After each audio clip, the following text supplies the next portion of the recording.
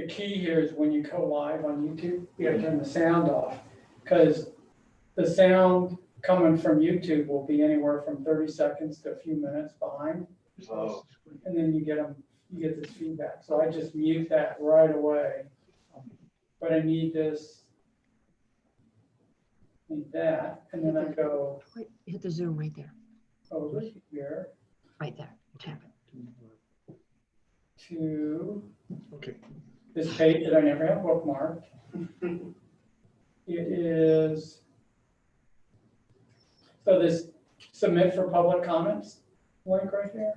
See what I did is I set it up so that it says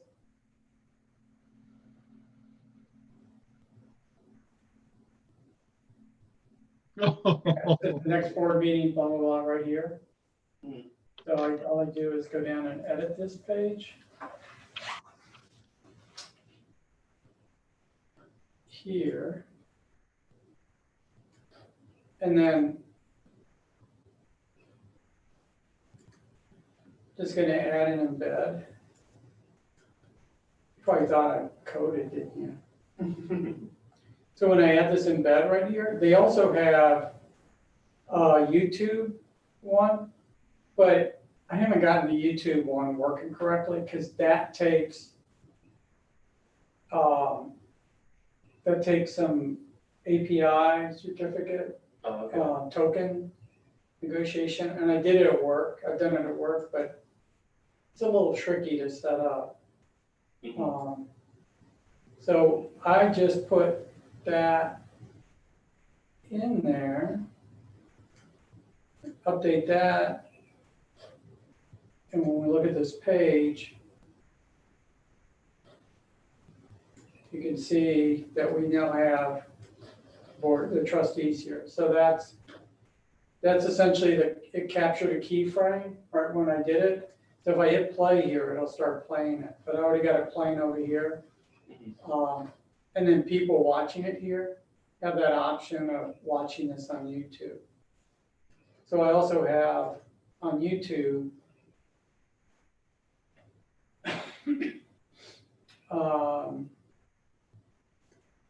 if you go to your videos,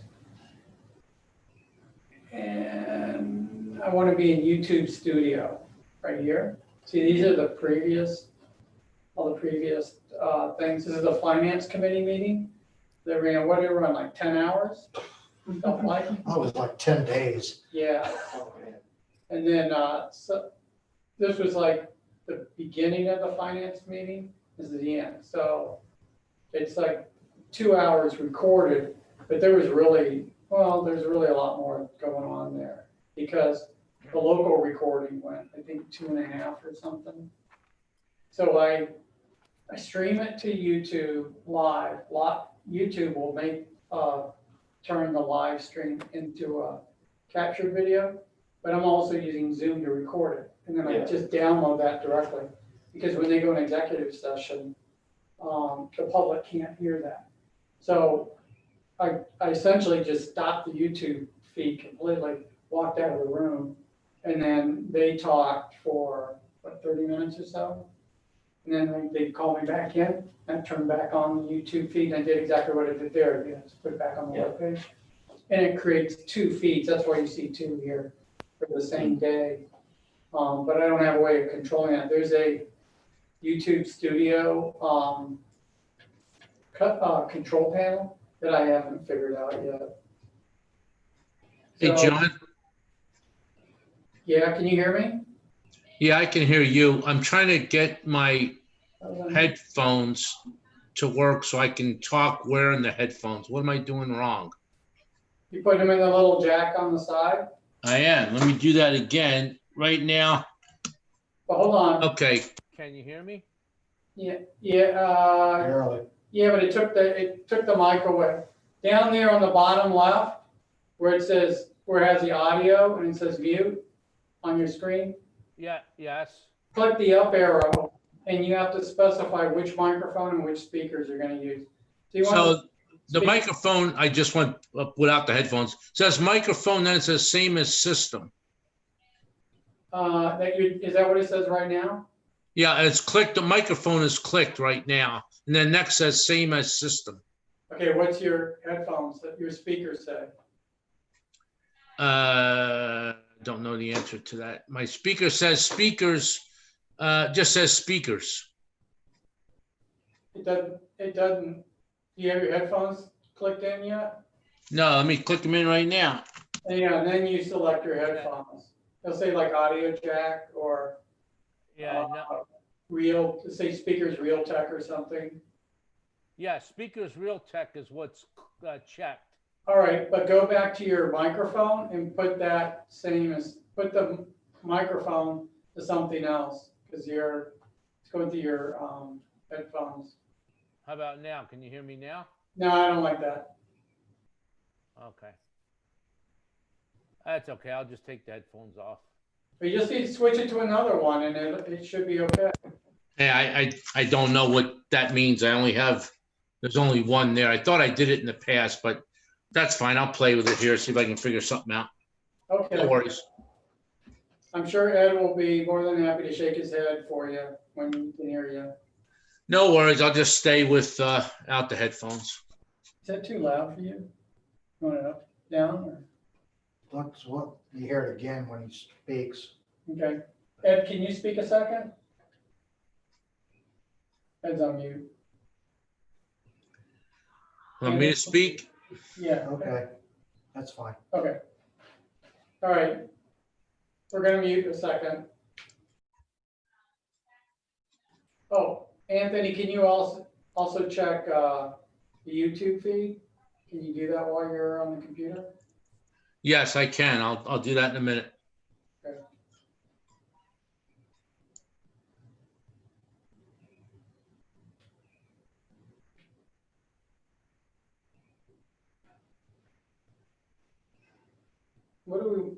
This kind of throws a wrench in my plans for public comments Yes. or the, Well, nobody else has joined on, have they? Okay, the public couldn't, I haven't posted it yet. I could, I posted, okay. just to see if there's anybody there. Did you do it the same way as you did the YouTube one? Yeah, you see here it says copy invitation. Mhm. Oh, wait, no, I don't want to use that one. I want to use this one. So,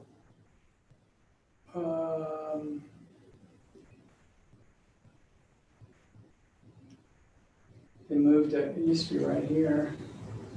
See this invite down here? Yeah. Click invite, you get this. So I'm going to copy the invitation. It says link and invitation. The link, the difference is the link has a phone number in the web address. So go back over to my web page here. And there, so I'm going to post that much.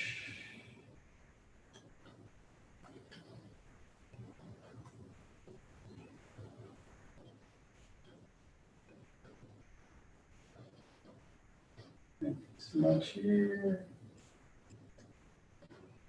Nope, this one. John, can you hear me? Yeah, but I'm on mute. Can you hear me? Yes. So it's on YouTube. I'm looking at Ed's face, but looks like it was paused. Yeah, well, you can click it and it'll go, All right. but you'll just mute it on YouTube because it might feedback. Okay.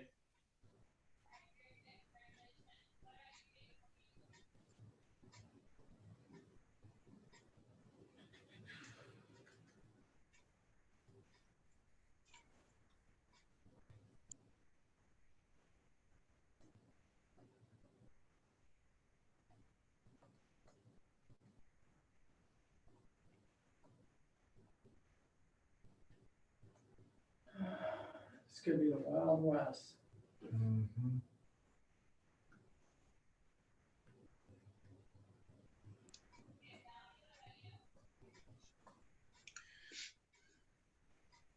Hey, John, Yeah, I see Ed and his wife on the Zoom, and I see Steve in the village. I don't see myself on the YouTube. You got. I meant to say, I see Ed and his wife on the YouTube. I see Steve on the YouTube. I don't see myself on the YouTube. it would not show you because it doesn't show you looking at you. You should. Okay. See in the top right of the screen, it says speaker view versus gallery view. Yes. Change that to speaker, I think speaker view.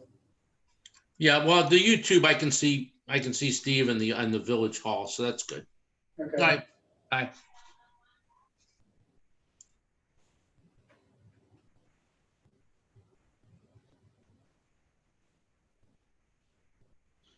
Okay, I'm back after fooling around with this thing. Can you guys hear me and see me? Both, yes. Okay. I'm trying to teach myself more about Zoom, but I get lost in the shuffle and can't get back. And they change it periodically, so, Oh, okay. yeah. I hate to say anything, but Linda did a couple of virtual quilting things, and there's 85-year-old ladies there that have mastered Zoom and the computer. It's pretty impressive. So what you're saying is we're in trouble, huh, Joe? That's what I'm saying. 80-year-old ladies are going to run the world soon. Hey. They'll be 86. I welcome it. Yeah, we'll go with that. You like that? John, is that okay, or do you want me to go to blank background? Oh, it doesn't bother me. I was unsure bandwidth if that's a problem. No, I'm fine. And if it does affect bandwidth, it'd be at your house. Linda may be upstairs streaming. We'll go to that. Yeah. Yeah. You guys notice how irritating I was last week? Never try to do a Zoom meeting in an 82-degree car in the woods with a weak signal. You should have gone in the bar. No, in the restaurant. Yeah, restaurant. Yeah. Yeah. Or from the boat. I parked right in back of the only internet signal up there. It worked the day before, but it sure didn't work that night. So I think this week too, I want to do a PowerPoint that says the meeting begins at 7:30. If I had the agenda, I'd post it. Do I have the agenda? Did Tony, you didn't, were we gonna, you want to send the agenda to any of these guys? You got that? Yeah, I got If you it. got one, that'd be great. We can download it. Hey, Steve, where's your mask? Over there. Okay. You've not read the latest data reports, have you? What's that? That you've not read the latest things, have you? I don't read. No. If it's not a picture, I'm in trouble. I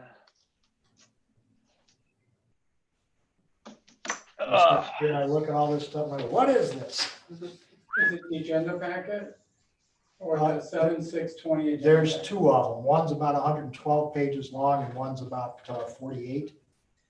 Yeah, ma. Yeah, you want me to send them the big one? No, send the small one. Okay.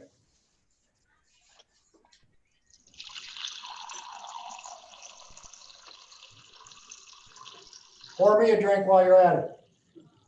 I'm not getting water. Oh, Just kidding. Is it that loud? Really? My microphone's that good? It was very loud. Wow. I thought you were doing something else. No. That was a water sound filter. like we're at Niagara Falls, Wow. taking a National Geographic tour. Don't tell me you got that to download. No, no. What I do is I take it and I run it through image recognition, and then it converts it back to text, and it takes the image and it reses it down really low and puts it in the background. So you can get back to the original scan, but it makes it smaller, or makes it more compressible, I guess. but it's 48 pages. It's only on 7 right now. Like this page, I wish it wasn't doing that page. So John, have you watched Silicon Valley yet? Silicon Valley, I've seen parts of it. I haven't seen the whole thing. Andrew told us to watch it, so we're on episode 2 now. So it's just that was kind of the premise of the first couple episodes was compressibility of files. So I'm more of a Halt and Catch Fire guy. Have you watched that? well, I didn't hear. What did you say? What the? Halt and Catch Fire. No. It was an AMC show that finished a couple of years ago, but it's about it's based on the beginning of the PC revolution, you know, back in the early. Oh, okay. Yeah, I think I have heard about that, but I didn't. Oh, it's awesome. Halt and cease fire. Halt and Catch Fire. Oh, So they used to, in the old mainframe days, you've heard that term before, haven't you? All I guess I have not.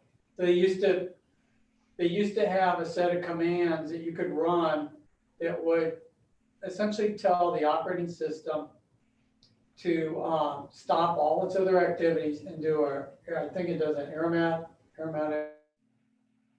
whatever, do a bunch of commands repeatedly over and over and over again.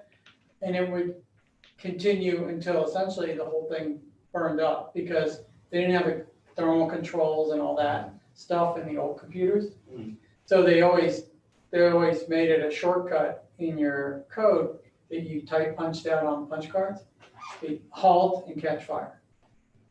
And so they That's would very cool. start that routine and just, yeah. I think it was a real thing. I did punch cards, but I don't really remember it. Joe, do you remember it? No, I don't remember that. I remember punch cards. I Yeah. also remember inadvertently putting, several times a endless loop of page return, which was always fun because your projects printed out at the old computer lab at Northern and everybody would be waiting around for their projects and it would just start spitting out like 50 blank pages before it realizes the endless loop and then kicked out. So That's how you make friends, right?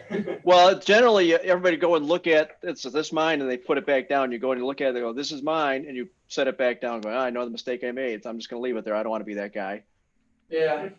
Well, I remember running programs at 3, 4 in the morning, and they'd be like these computer science students, and they typically would be girls walking through with, a box full of punch cards, and then the cardboard in the card would just give way, Oh, yeah. and they would just start crying because they knew they had to take 500 plus cards and put them back in order. Yeah, I want to say, and I vaguely recall that if you were smart, you would put a comment in there and number your cards or your line of code so you could sort them out. Yeah, or take a magic marker and create a diagonal line across the top. So you at least had a chance. Yeah, none of mine were big enough to really do that with. So I had just taken an introduction class, but I was fortunate because I was at Northern in my last year. I lived in Neptune, so I'd walk over to the computer lab, which is across the street. And if it was crowded, I'd just go back home, just wait for it to be uncrowded.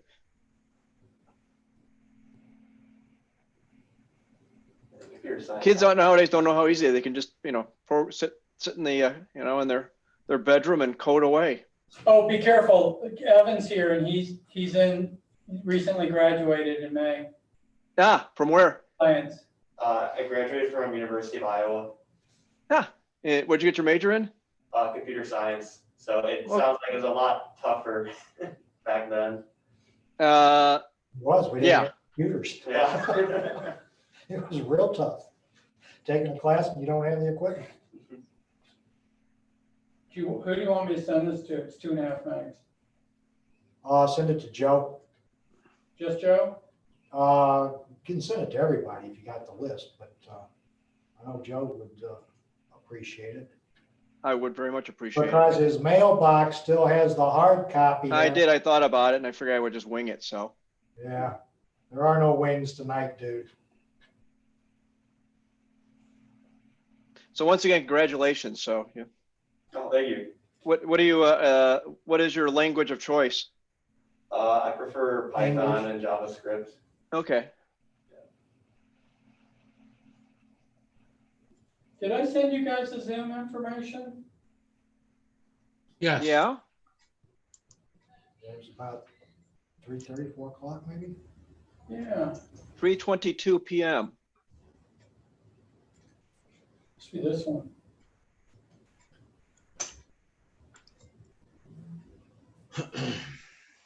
I'll take people off this list. New email. Delete any other, so do we want Tony and Noreen, Sure. Kyle, Yes, Jeff, yes, Mark, yes, Ed, yes. Yes. Mr. Merkel? Yes. It's not a roll call yet. What are you sending us? Sending you an electronic copy of the agenda. John, you can leave me off. I got all my papers here. I'm good. I'm good. Not Oh, it. come on, it's just a small file. Mr. Diatley? Whatever's good for you guys. Okay. Hey, Chief, how are you? Pretty good. How you doing? There Good. you go.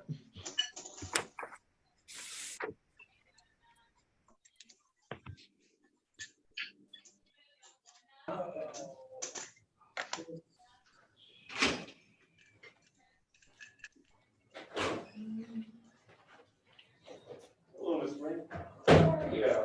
How are you? I'm good, how are you? Not too bad. Mr. Pickett, how are you? How's that there, Hans? John, how are you? Good, how's it going? Hanging in there. What you here for? He's just showing me the ropes, I guess. I'm training him how to give all his time away free to the village.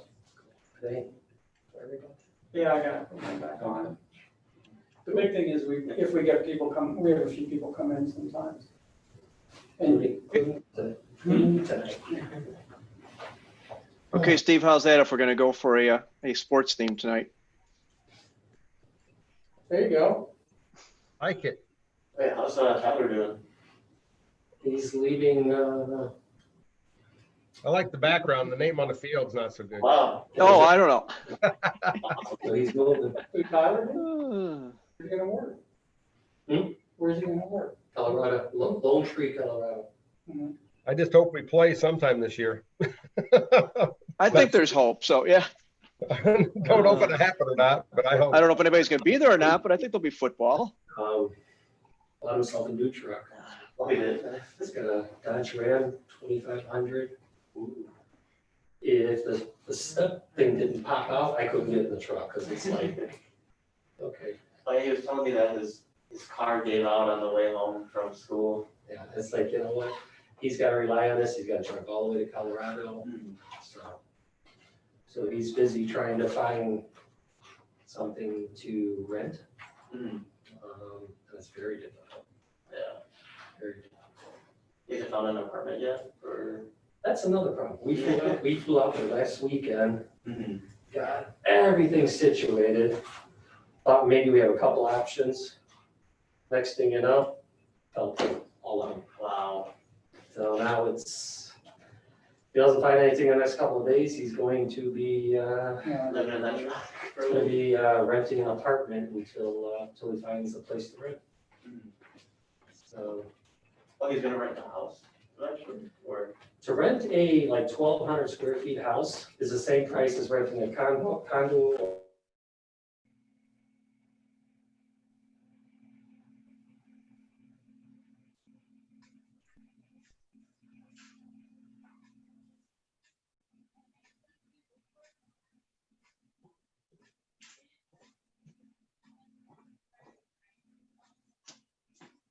Anthony, no video tonight? I just stepped away. Ah, Yeah, I am. there we go. I liked you better with your tux on. I don't know. Why don't you get I dressed up? know, right? It was a good day. We would have been in Palermo, Sicily tonight visiting with my cousins, so Yeah. all I can Probably- say is I had spaghetti and meatballs tonight for dinner, so at least I felt some kinship. I would probably be sitting on this deck right now if things were normal, so. And I would not have zoomed in from Italy. Why not? Let's see what oh, I gotta hang on. 7 hours, I think. Oh yeah, that's a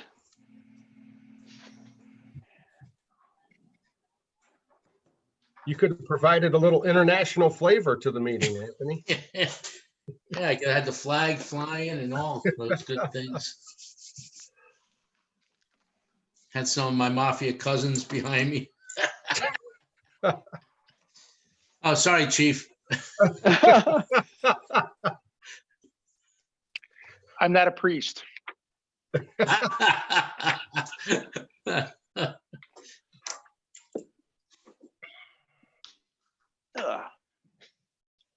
Oh, that's not what I was supposed to do. I don't have.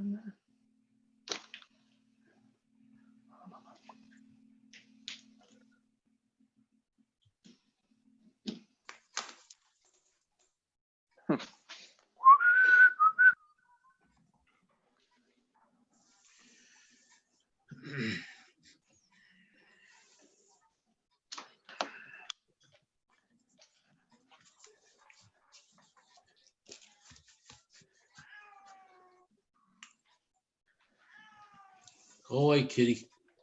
Go away, kitty. Well, let me just apologize in advance if I start whistling or humming Hamilton just absentmindedly. So. Did you just watch it? We watched it Friday night, and then during dinner we were watching a couple things because we were trying to figure it out. And then right before I came on here, I was watching. We have a watching some more of the song. So we're technically 1.5 times through it. So by the end of the month, it'll probably be a dozen. I'm just guessing. So.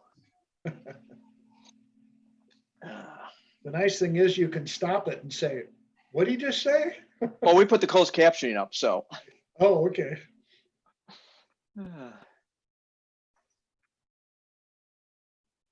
Which is kind of nice. We've actually been doing that for a lot of shows we've been watching now, is just putting the closed captioning up, because when people mumble things or it's really soft, you can see what's going on, so.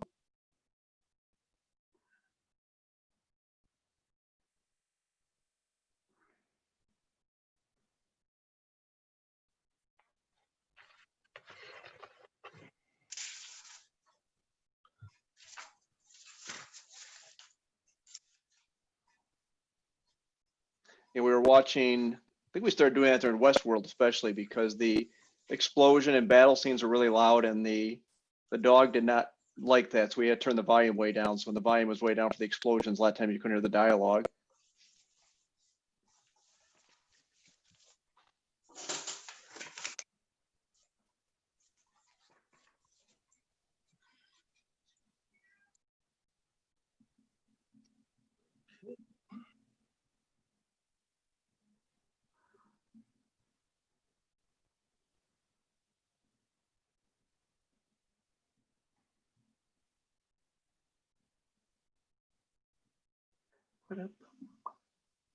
So has anybody else seen Hamilton yet since it's been on Disney Plus, or? No. I've seen it on Disney Plus, but Yeah, it was. I saw it live. yeah, I did too. Yeah, Yeah, I saw it on stage. Nice. The Disney Plus is, Anthony, you said you saw it? Yeah, I saw it on Yeah, Disney Plus. it was kind of nice. It's different. It's kind of nice to see it in that, in the comfort of your own home and close up in different angles. It really. Well, that's what I heard. They zoom in a lot more, so you can really see more of what's going on. Yeah. In a stage, so. Well, and we saw an interview heard an interview with Lin-Manuel the other day, and he was saying that you realize how good these people are because they're acting to the whole room and they're acting close up. And when you see them close up and just close to their faces, they're just as good actors for that way as they are for a huge room. Yeah. My family's always said I've had a huge Hamilton problem because my first dog, that was his name was Alex, but his AKC name was Alexander Hamilton. So I've had this problem for a while. And I'm not kidding. That's cool.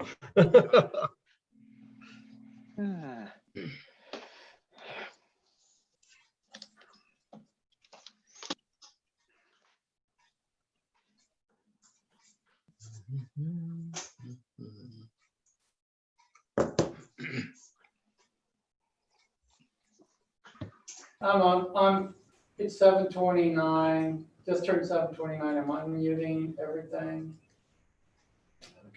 Gentlemen, can you hear us? Yes. Yep. Steve? Can you, okay? Good to Chief? go. All good. Mr. Schuster? There it is. There we go. There we are.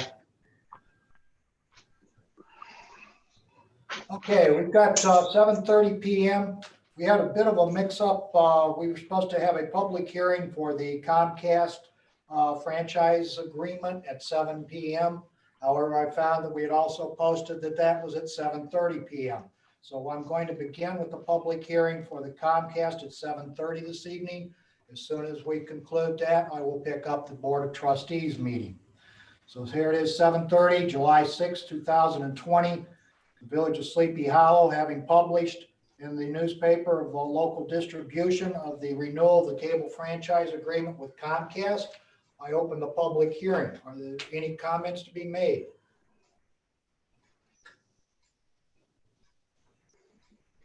Hey, Steve, is there any way as part of this, we can put a little pressure on them or remind them again that they're supposed to remove those half poles when behind Willow that when ComEd put the new line in? Were they AT&Ts? I I thought they were AT&Ts and Comcast had their equipment on them and AT&T was waiting for Comcast to remove their stuff. I don't know what the order is of that, but I do know that it's been how much? Follow on that, yeah. Yeah.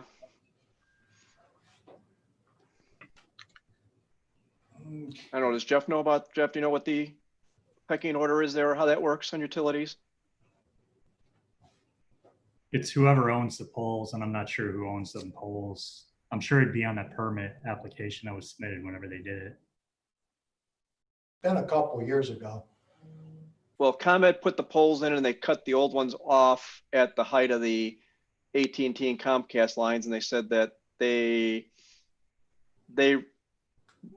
either AT&T or Comcast has to remove them after they put their equipment on the new poles. That was that was like what, 4 years ago now, Steve? I said it's got to be at least 3 or 4. Yeah. Yeah, it all depends on who owns the poles. Is typically ComEd normally owns poles just because it's more convenient for them to own the poles and they're the first ones that actually do anything.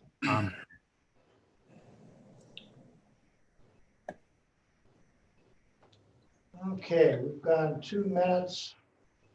I've not had anyone call in. I received no public comments.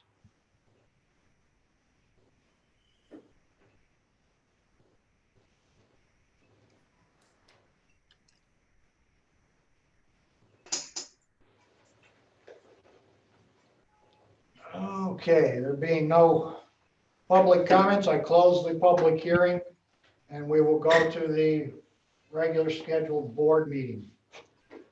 Call the meeting to order. Pledge of allegiance. Pledge allegiance to the flag of the United States of America, to the republic Which stands one nation under God, indivisible, with liberty and justice for all.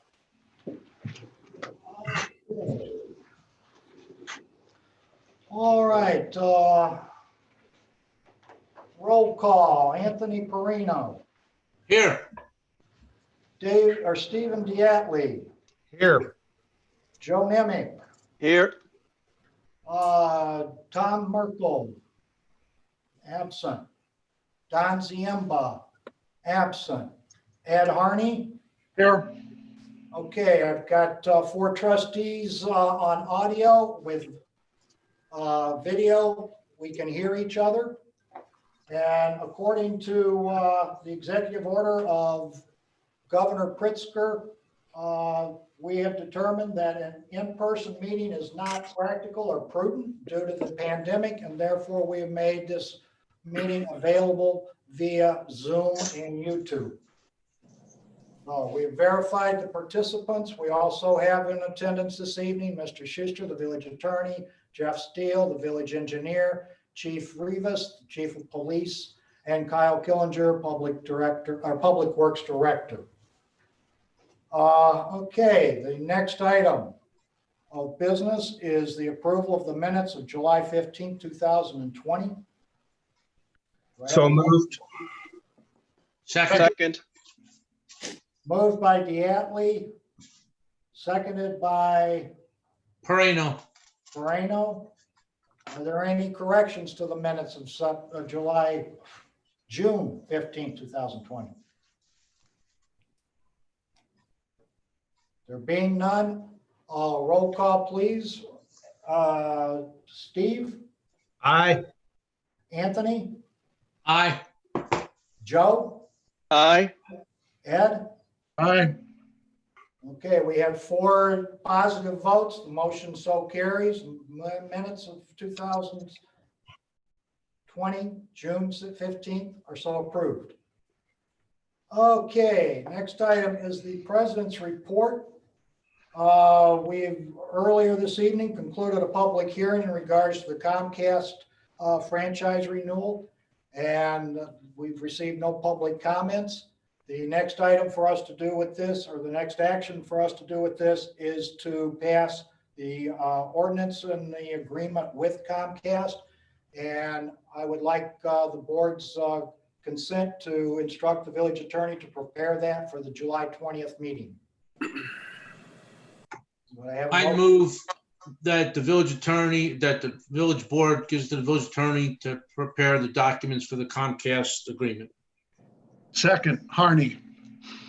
Okay, we have a motion by Perino, seconded by Harney, to authorize the village attorney to draft up the ordinance to make official this franchise agreement. There be any other comments, questions, or discussion? Is the agreement is 1 year, right? Or is it multiple years? It's multiple years. This last one was about 9 years. Yeah, it was 10, so Okay, they're asking for a 10-year renewal. okay, it's 10-year, Anthony. Thank you. Sure. There being no other further questions, roll call, please. Anthony, Aye. Ed, Aye. Joe, Aye. Steve, Aye.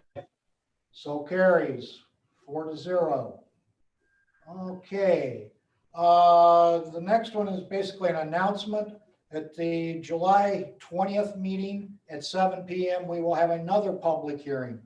And this one will be in regards to the appropriation ordinance for the fiscal year 2021. Mr. Ziemba has been working on that, and we'll have that available for public viewing as of Thursday, July 10th. I believe it's Thursday, right? No, Friday, July 10th. That will be available for public viewing. Okay. We move to the clerk's report. I have nothing from the clerk. Planning and Zoning Commission. The P&Z did meet last week on June 30th, and there will be an update on their meeting at the July 20th meeting. So we will have their finding of facts and their recommendations on July 20th. Okay, attorney's report, Mr. Schuster. I have no report. Some items a little later on the agenda. All right, thank you, sir. Engineer. 3 items tonight. The first off is recently we received a permit application for 604 Fawn Court. They recently improved their driveway, and during that process they also wanted to install retaining walls in the right-of-way, basically at the end of the culverts. You've probably seen them throughout the village.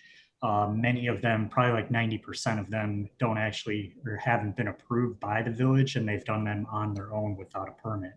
So basically what we're kind of bringing before the board is your opinion on allowing those in the right-of-way.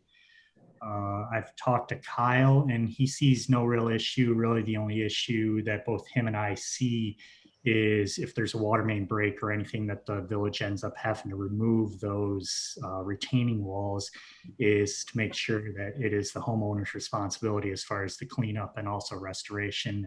And if they want to place the whatever work that Kyle would end up having to do within the right of way.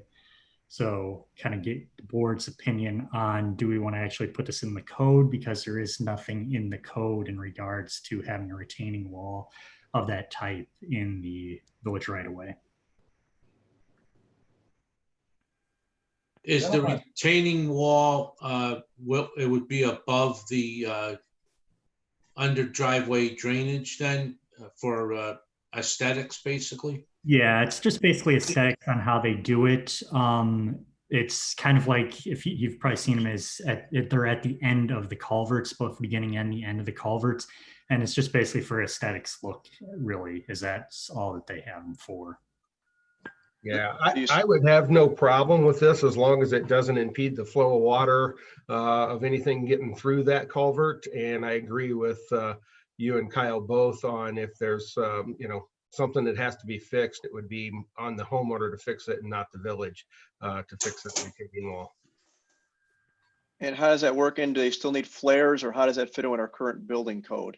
I was talking with Barb, and as far as we're concerned, is they could either do flared end sections at the end of the culverts, or do some kind of fancy stone work. The main concern, as far as having the flared end sections and also stone at the end, is any erosion that might be occurring at the end of those culverts. So as long as they'd have something at the end of that culvert in order to prevent any stormwater erosion. So is there a need? In essence, too, the retaining wall would take place of the flared end section. It does the same thing a flared end section is supposed to do. Okay. So is there a need for an ordinance? There would be eventually, as far as just it had end up having to be in the code itself. So it end up having to get codified eventually. But basically is, if we decide on 604 Fawn Court to allow this, is it's pretty much going to set a precedent for everything else that we do in the village. If it has to be put into an ordinance and then into the code, that, as I understand, involves substantial money with attorney fees and writing adding the code in. I know that I've heard different figures over the year I've been on the board.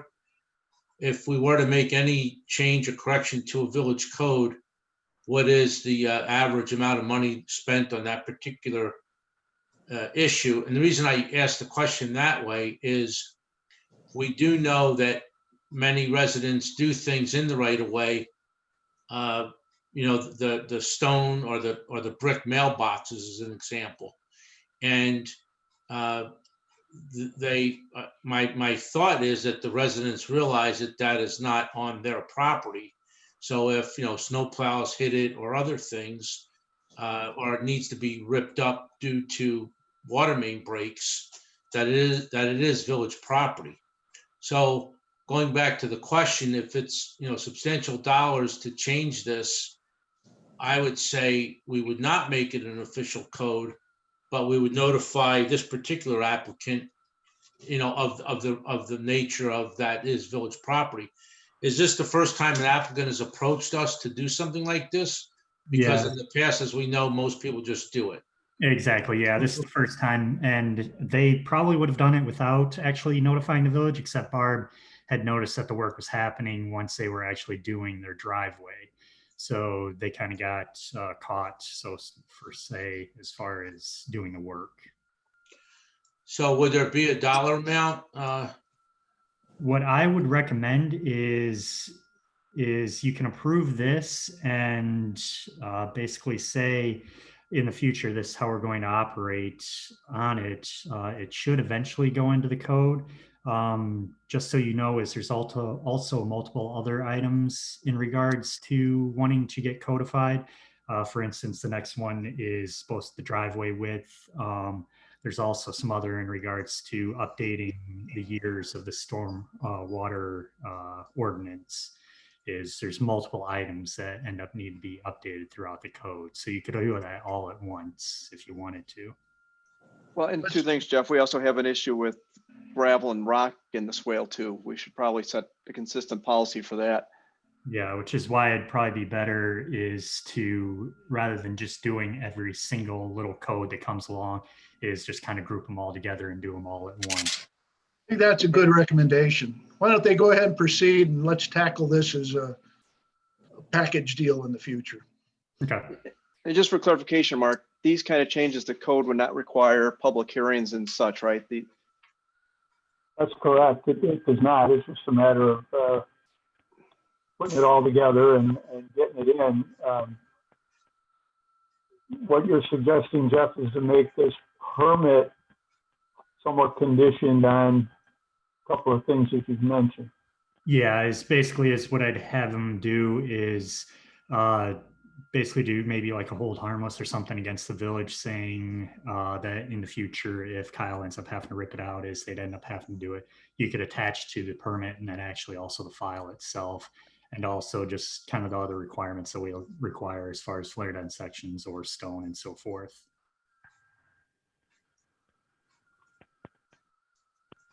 Is that the consensus of the board then? What we shall do is notify these people that we will allow this in, as long as they understand that if we have to tear it out, it's their responsibility to put it back in. We will not. And then start keeping a list of all the various items of the code that Jeff would like us to address, and take them all in one package. Is that the consensus? I would agree with that. I would agree. Yes. Yes. Okay. All right.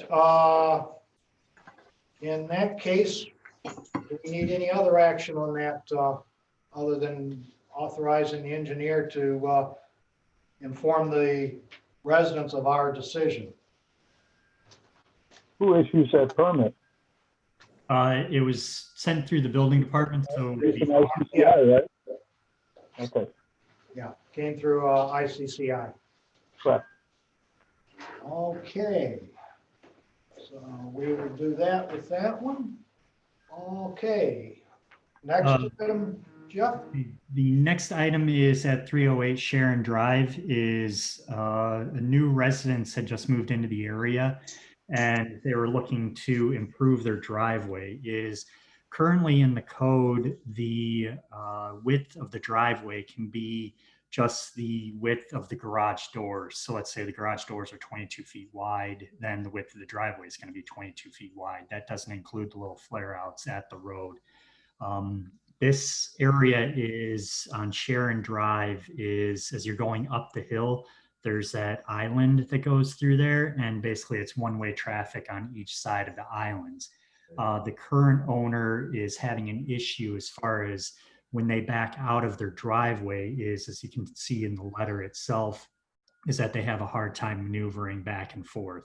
And a couple of times, I guess they have gotten stuck in regards to trying to get out of their driveway. So they're kind of looking for a variance in regards to the width of their driveway that they can do. In this instance, I'm not worried as far as setting a precedent, just because is this a unique situation that isn't throughout the village. This kind of leads also into setting a width in the future on what driveway widths can be. So I guess is, what direction would the board like to take in regards to this? Should we just allow the homeowner to go with this width, or do we want them to go through variances? Or I look at this document and, there's two plats attached. One says the word now, and then one says the word proposed. As I look at them, the page that's marked now is very clear. The page that marked proposed, I don't see where it almost looks like they were named incorrectly. Does anyone understand what they're proposed? on the proposed one is, I don't know how good of a copy that you have, is there's basically 4 lines coming from the garage area. Is there's one line and then another one shortly thereafter, and then another one on the other side of the driveway. Is the 2 rectangles on the outer side is the concrete ribbon that they're talking about. And then the middle would be the actual driveway itself. That's what they're proposing. So the driveway would be the width of the garage, with the garage having some, siding or some brick treatment on each side of the doors. Exactly, yeah. And you Is- said, okay, I'm sorry, Anthony, I thought you're done. Proceed. Is the final width of the driveway at the street point then the driveway plus the 2 additional ribbon widths? And then what is that total width?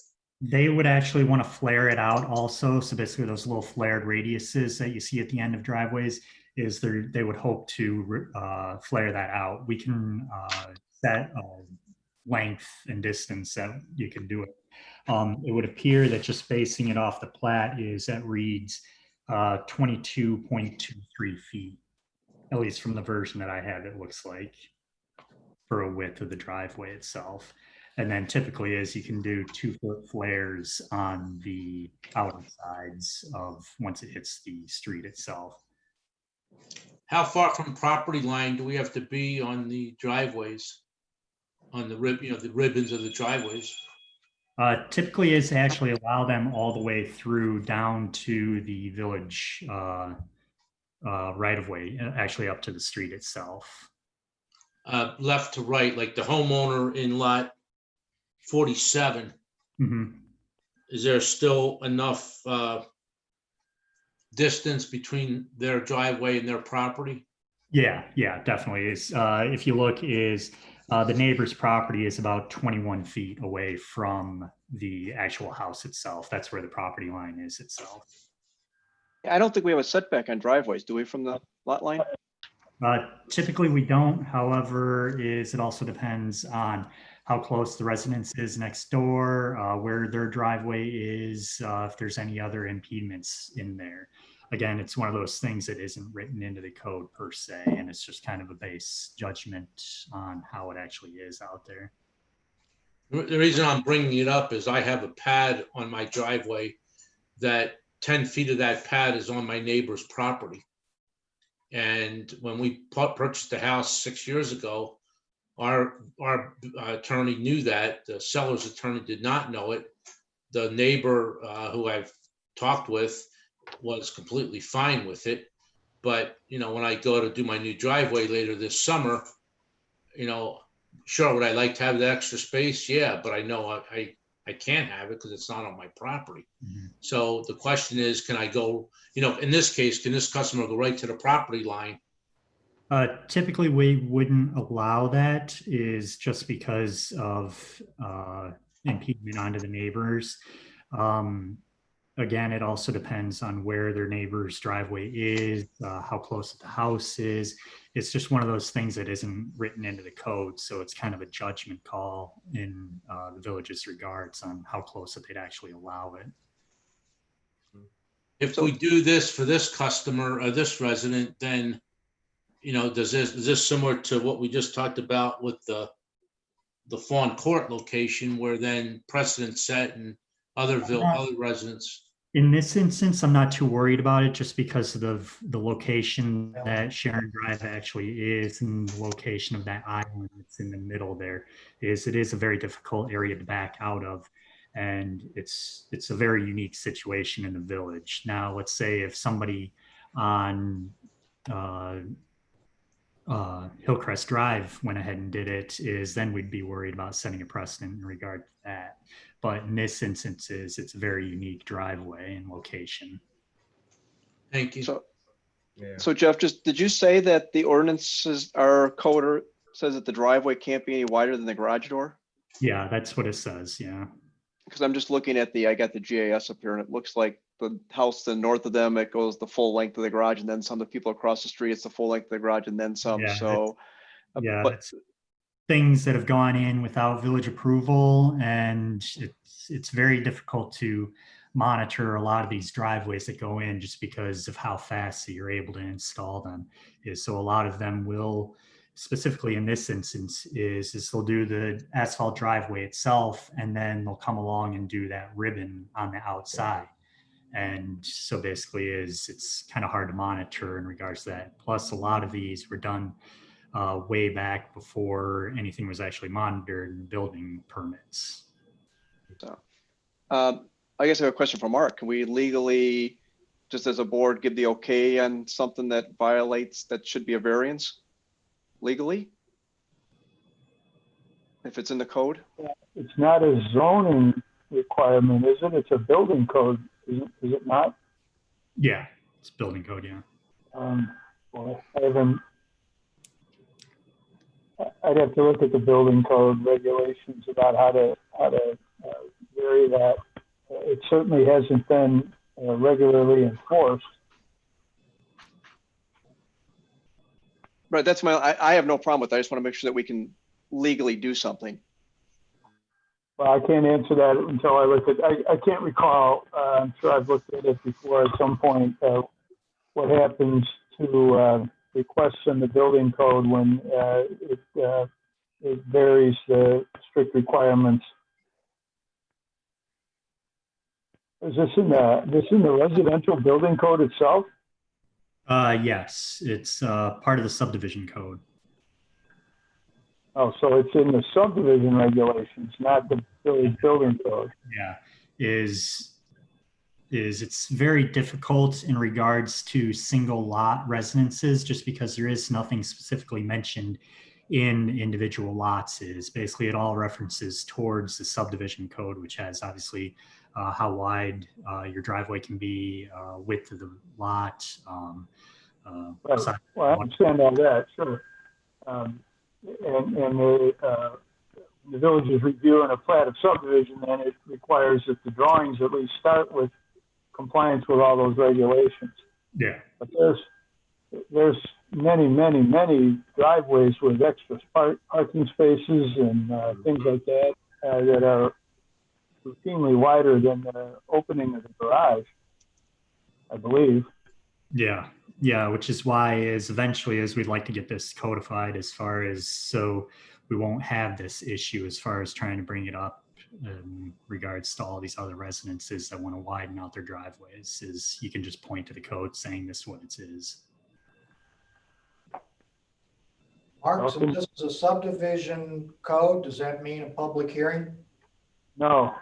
No? No, it does not. So the address is on July 20th. It can wait 2 weeks. Excuse me? So we could address this on July 20th if the permit application can wait 2 weeks. Yeah, I don't think that they've actually submitted a permit application yet. They were just kind of doing their due diligence on if they could do it or not. So I don't have an application. I just got a letter from them. If you'd like, I could read that into the conversation here. I think it's actually in the packet itself. Okay, yes, it is in the packets. It's from Marshall and his wife Carol Betterton. Reside at 308 Sharon Drive in Sleepy Hollow. They moved here in the summer of 2019. They're in need of replacing their existing driveway and would like to make a couple of minor changes. They'd like to widen the driveway approach from 16 feet to the full width of the garage, which would be 22 feet, 3 inches wide, and which includes a 12-inch ribbon on both edges. With the wider approach will require a longer culvert. The street is in front of our house. The street in front of our house is a single one-way lane due to the triangle. Currently, it's difficult to enter or back out of our driveway as there isn't much room for maneuverability or to make turns. Also, the triangle is a gravel drop-off with addition of snow and ice. We've gotten stuck a couple of times last winter. The longer culvert would allow us to make room to maneuver correctly. Attached is a copy of their survey with the changes they'd like to make, and they'd appreciate our consideration.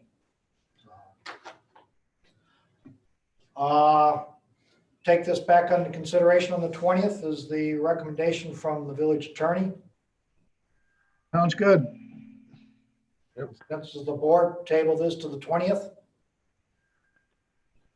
And if we do that, we're gonna look at getting the information on the subdivision code then? Yes. Yes. Thank you. Then I say yes. Yes. Yes. Okay, the general consensus is we will table this until the July 20th meeting. Okay, next is in regards to Willow Lane. As you probably are well aware, is residents along the south side of Willow Lane are having drainage issues, specifically in their rear yards.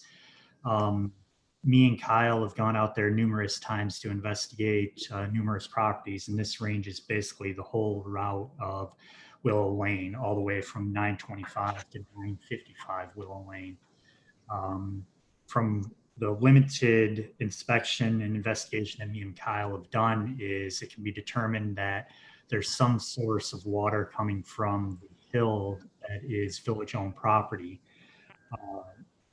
In order to solve and trying to determine it is we would need to do an investigation, which would mean going out into the field, trying to determine where the water source is. Both Kyle and I have some ideas as far as where this water might be coming from, but it requires a little bit more investigation. And it would also include determining soil sources, if possible, if there's any gravel seams or anything out in that area, or if any springs have popped up. You'll see in the proposal that I have included in a proposal in order to do a drainage investigation, also prepare a preliminary plan, which would give you guys a cost estimate in order to help solve the alleviate the drainage issues in the rear yards, and also a preliminary plan in regards to that. So you would be able to see just how much work would entail to help solve these issues. So open it for discussion, questions, comments. Gentlemen, I think you all know we've heard from just about everybody on Willow Lane, from Locust to Winmore, in regards to this drainage issue.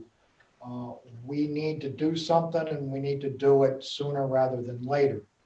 I asked the village engineer to develop this proposal tonight so that we could get started on this thing. And he has done so, and you have a copy of it in your packets. Now, any comments or questions from you? No, I would agree. I think we have to do something for people not to be able to use their backyards, and it's just not acceptable. So even though it is a fair amount of money that we're going to have to try to invest and find to put in this thing, I think that we need to move forward with this so we can try to get this underhand before it gets any worse. That's my opinion. Are there any guesses of where this water could be coming from? What options would you expect to see? I was going to say there are a couple of options. As you might be aware, is there are numerous drain tiles throughout the village of Sleepy Hollow. Is a lot of these have just been abandoned over the years, and they've collapsed, and groundwater is another issue, especially over the last 3 years, as we've had record rains the last 3 years. Is one of the ideas is that the groundwater table is so high, and a lot of these drain tiles have collapsed and they're just leaking out, just given how it's flowing from basically the whole length of the hill, not in just one location. Another idea is that a spring has popped up at one of these locations and it's following the drain tile, or is we've done a preliminary look at the soil maps and it looks like it is very gravelly soil underneath, and so it might be following that along the way. Again, it could be multiple springs that are through there. We've ruled out the option or source as being water main, because there is water main known in that area, and also there isn't a chlorine content on the water itself. So those are just a couple ideas in regards to what it might be. Again, it's all preliminary right now until we actually get a little bit more in depth on everything. Of course, I listened to the finance committee meeting the other evening. My question is, where's the money coming from to pay for this? The $11,500 I understand, we have to pay money up front to have a survey investigation. do we have an idea of what potentially any kind of cost this project could turn into? As far as the project itself is just preliminary ideas that me and Kyle were throwing out is, which would entail doing basically a drain tile system along the whole backyards, that's best case scenario. And typically it's about 4,000 lineal feet behind the yards. And that ends up being a cost of, for the drain tile itself, including connecting onto Willow Lane, could be anywhere between $150,000 to $200,000 to install. I don't see it, guys. I don't know where, if somebody could tell me where they think that money would come from, I'd be in favor, but at this point, I'm voting no. I would agree it's a lot of money, but you know, if pretty soon, if we keep having water issues down there, nobody's going to be able to get to their house. So I think we have to do something. I understand money's an issue. Trust me, I know it is. But you know, even if we would have to possibly, you know, first thought on this is if we would have to possibly borrow some money to do this. Not all debt is bad debt if it's managed. Is there an option there to do something with that? I don't have that answer right now, but I'm just throwing that out there because I don't think we can leave these people without doing anything. I don't disagree with the debt thing, but at the same time, we already had phases of other projects in the village. You know, we did phase 1, you know, phase 2 and 3 are out there. Does this become phase 4? Does this take precedence and become phase 1A? You know, where's the priority of this one? If tomorrow, you know, I got neighbors on Stevens Court that complain all the time, you know, so I just don't, unfortunately, because of the fiscal money issue, I'd like to know where this ranks then in its priority when we already talked about 3 phases, you know, in previous meetings. I agree with Steve said 100%. And I can say that I've been at the public space back there, I've been walking for 25 plus years, and it has never been wet at all. So, I mean, this is a new occurrence to what's happening to these people. And I also asked Jeff that I had talked to a previous trustee back in the late 70s who they had done extensive work there because of similar problems, which is where all those culverts come from underneath Willow and going to the Sleepy Creek there. Is there going to be any way to see if we can get those records from CMT or dig them out from someplace to try and see if this is the same issue which hasn't been maintained?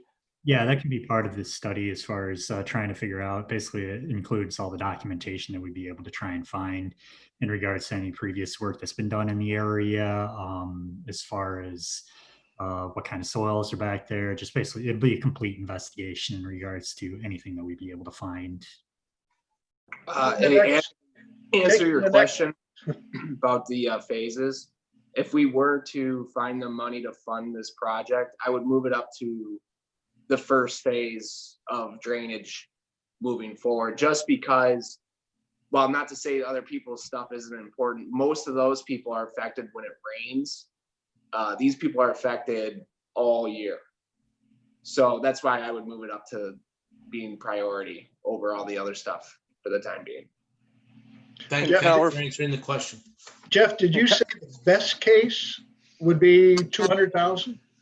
Yeah, that's if we do a drain tile along that whole backyard and then run drain tiles then out to Willow Lane and connect into existing storm sewer system that's already out there. What if we continue taking the step and find out what we're dealing with before we guess? That's why, as far as proposal on the table, that's the $11,500 proposal. yeah, and throughout that whole process is we keep you guys informed as far as what we found and if there's any larger issues that might be out there that would require your attention right away. I say let's take the next step. Let's not, we really don't know what we're dealing with quite yet. No, exactly. Until the study's done, until we know what's there, we don't know what's down there. Right. Right. And just to say, Kyle, we're pretty well along on our phases of other problems that we've fixed, right? We've got the Hillcrest problem. I mean, we have the Hillcrest Parkway, or the I shouldn't say that, with the Rainbow Greenway water issue, which is mostly on village property now, right? Yes. Spread too much to people, so, We're in phase, well, we should be in phase 2. If we were to have a budget in, you know, a typical year with a 5-year cap of drainage, we'd be in phase 2 right now. yeah. That's gonna be the big question, gentlemen, is, you know, we get the 11.5 study. That's not a big issue right now. It's gonna be what the project total cost is gonna be, 200,000 or so. Right. I will tell you that one of the residents over there has called, has offered to help us look for grants in this area.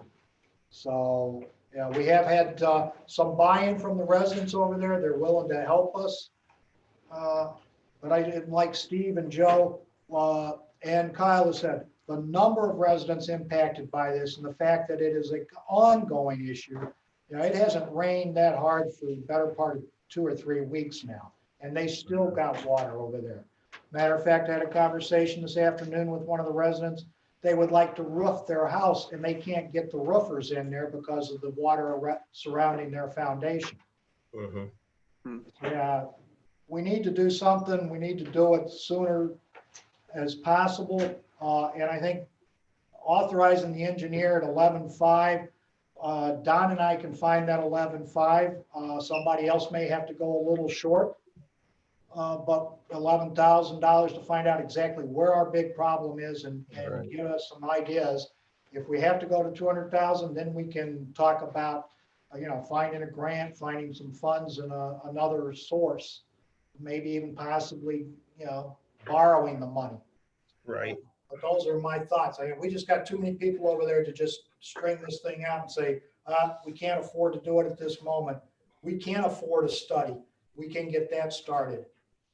So that would be my comments. Let's do it. I'd like to make a motion. I'd like to make a motion then that we accept the village engineer's proposal to do a study on Willow Lane for $11,500 to further the water drainage system. Second, I'll second. Joe will second it. Joe second. Okay. Steve motion, Joe seconded to accept the proposal of $11,500 for a Willow Lane drainage study by Gerald Hines and Associates. Any further comments, questions, or discussion? How long do you think it would take, Jeff, before we had some results? I could get a pretty good start on it and preliminary ready for the next board meeting. Thank you. Any other questions or discussion? If not, votes. Mr. Diatley. Aye. Nemick. Aye. Harney. Aye. Moreno. Aye. Okay. Zamba. Aye. Okay, we've got 5 positive votes. The motion so carries. Now, Mr. Steele, you got your walking orders. Sounds good. I'll keep you guys in contact in regards to what I find. Okay, thank you, sir. Anything else from the engineer? That is it for at the moment. Okay, thank you, Jeff. Finance report. Approval of the accounts payable for July 6, 2020. Be right with you. Okay. I move that we approve the accounts payable warrants of July 6th, 2020 in the amount of $104,352.34. Second. Okay, moved by Ziemba, seconded by Diatley to approve the accounts payable for July 6, 2020 in the amount of $104,000, $352.34. I think I said that. Any comments, questions, additions, or deletions? There was a sewer repair at 945 Willow. On the documents on page 10, it was roughly $66,100. Kyle, what was that? What was happening over there on Willow? That was a sewer line. So down there, they have a B box for their sewer line, just like the water service line. The B box was leaking right at the valve. So we had to go down, replace the valve, put a new valve in.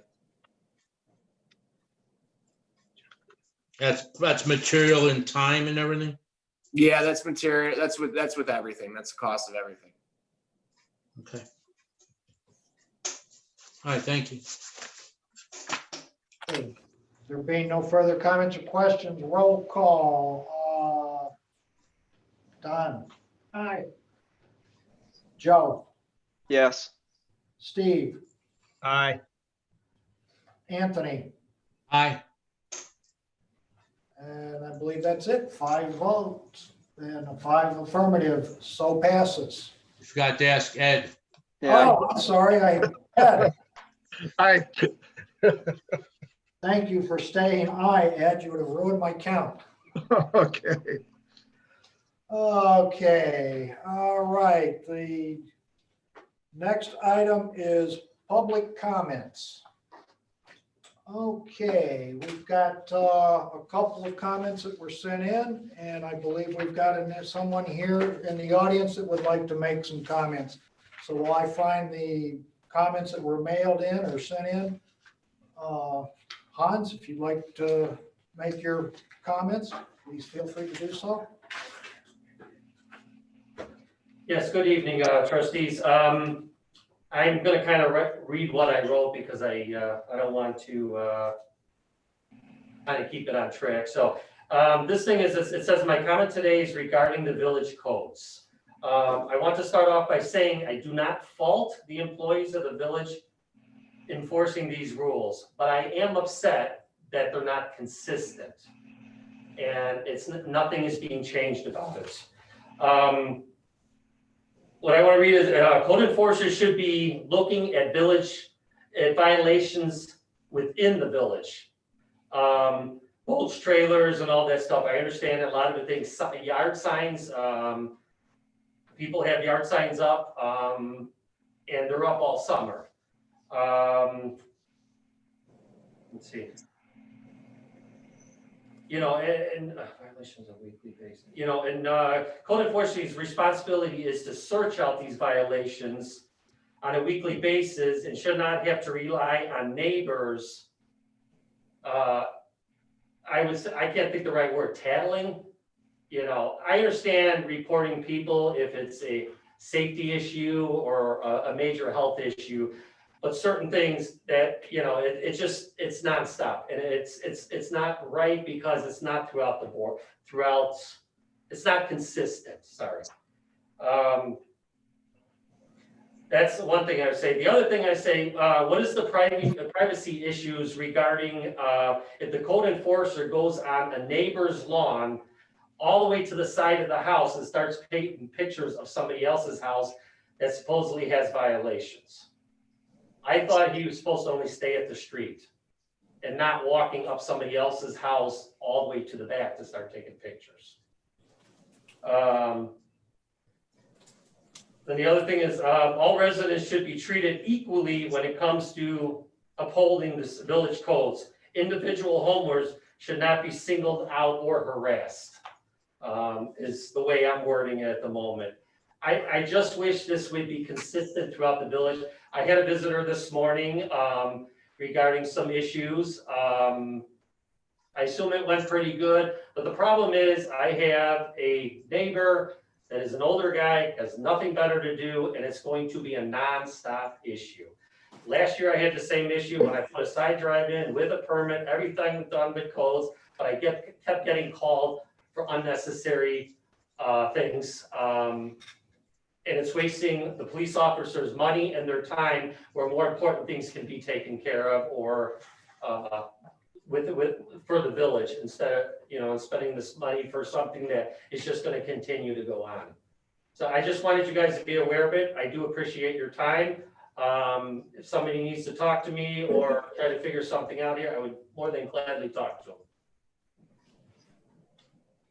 Thank you. So you please state your name just for the record. You don't have to give your address if you don't wish. You may if you want.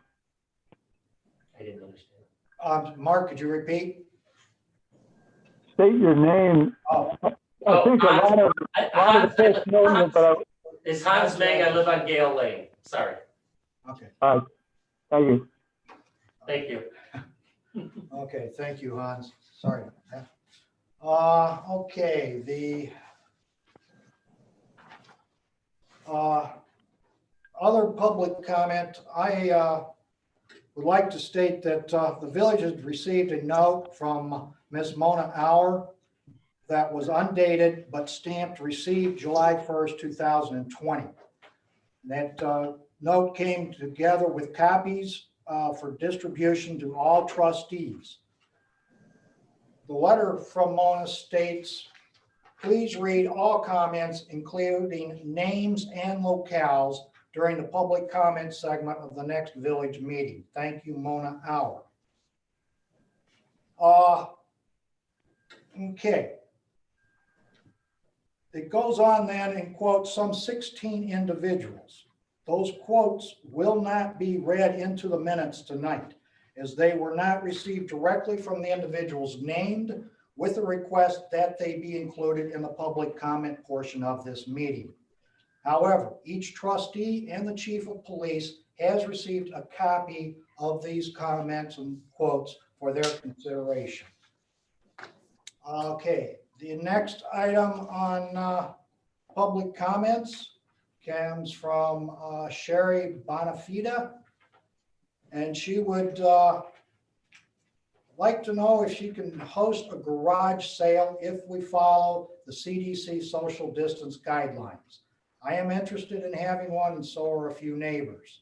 I've been to a few in Gilbert's and West Dundee, and they were following the CDC guidelines. Thank you. Sherry, you may have a garage sale as long as you follow all the village ordinances in regards to the garage sale, and you do not have more than 50 people attend your garage sale at any one time. And then you do go ahead and follow the CDC social distance guidelines and masking in public places. So I think that should resolve your situation on that. The other public comment came from Mrs. Carol Beddington. We've already discussed that situation with the village engineer regarding the driveway approach. They have submitted the letter to us and we've addressed it, and we will continue with that situation on the 20th of July. So that concludes the public comments for this evening. And we move into the trustee reports. Roads and parks. Ed? This is going to sound like I saved up a bunch of things to report. So I do have several things to report. I'll try to be succinct. Two residents expressed to me concern that the yellow sawhorses in front of City Hall are quite unattractive. Could something be done? I spoke with the chief and Kyle, head of public works. Kyle said he could replace the sawhorses with a yellow vertical post, just like the one on the other side of the bridge. He said he could do it at minimal cost because he could make it out of recycled material and install it with about an hour's worth of labor. If there's no objections, let's do it. Hey, Ed, you probably weren't on the board here, but when we blocked off the bridge and put that other one in, the reason we didn't put a permanent one on the other side is that Public Works was going to tear out that driveway and just leave gravel. And that was at the recommendation of Just Steel at the time. Are we going to leave the driveway in now, or are we going to tear it out? The cost of tearing it out and putting gravel at this No, there's time, gravel. There's gravel there. So the recommendation is that we had looked at doing that, and I believe Kyle said he could just go there with the backhoe in an afternoon and take it out. Though I think at some point he thought he could use that blacktop for the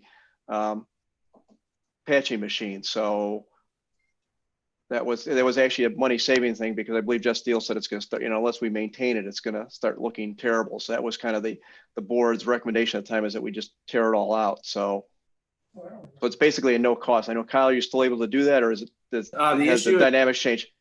issues time and manpower, and then the that asphalt to recycle it in the hot box that we have. It's a big process. What I would end up doing, taking it to a asphalt plant and dumping it. So the dynamics have changed then. So that was, yeah, so that I was just wanted to make that clear, is that we were going to take that out, and that's why it was like that for so long. It was a temporary measure. So one thing we could do is get a cost estimation when we do the street program, just because it'd be easier for them with the grinder in order to just go through there if you guys are interested in that. Here's my to go with Ed's vertical post idea. Even if we rip the driveway out, there's still a gravel drive there. And they can still, somebody could still drive on top of that bridge. Do we want to put a vertical post on the other side of the bridge just for safety? I believe there was some discussion when we first came up that we're going to leave the culvert and the swale there so that there was emergency access from Sleepy Hollow Road down that path should anything ever happen to the fire department or police department or anybody need to get down there. So, well, no, I would just put it on the other side of the bridge. So you could still go on Sleepy Hollow Road, turn down the drive and have access to the path. I mean, as of right now, they can't, there's a post on the other side. So you can't drive over the bridge coming from the village hall. Right. I think what if drives on Sleepy Hollow Road and parks over the bridge. So the post would go by the bridge, not the road. Yes, you'd have two posts there, right? Are we worried about one on one side and one on the other side? And are we worried about people then driving down the driveway and seeing the post and having to back up? I mean, we still need some kind of signage or post or barrier or something else there to keep people from using that. We could put a dead end sign. I don't know. That's why I'm asking. I know that was kind of the concern before, right? That was the concern before about people not understanding it's not a driveway and being confused. So.